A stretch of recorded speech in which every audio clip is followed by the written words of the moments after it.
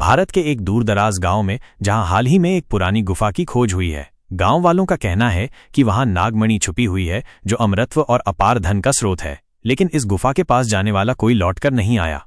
एक दिन शहर से एक रिसर्चर अदिति गांव आती है। अदिति का इरादा वैज्ञानिक दृष्टिकोण से इस रहस्य की जांच करना है, लेकिन गांव के बुजुर्ग उससे कहते हैं, बेटी, ये सिर्फ पत्थर नहीं, ये शाप है। अदिति और गांव का एक लड़का राहुल मिलकर रात को गुफा में जाते हैं। अंदर जाने के बाद उन्हें गुफा की दीवारों पर लिखी प्राचीन संस्कृत श्लोक दिखाई देते हैं, जो अदिति अपने लैपटॉप से तुरंत ट्रांसलेट करती है। श्लोकों में लिखा होता है, जो लोभ से प्रवेश करेगा वो अपने अस्तित्व को खो देगा। राहुल घबराता है, लेकिन अदिति आगे बढ़ती है। गुफा के बीचों बीच चमकती हुई नागमणि दिखाई देती है, लेकिन जैसे ही अदिति उसे छूने जाती है, अचानक उसकी परछाई गुफा की दीवारों पर जीवित होने लगती है। उसकी परछाई उससे अलग होकर उससे बातें करने लगती है, तू मेरे बिना अधूरी है, मैं तेरा असली रूप हूं।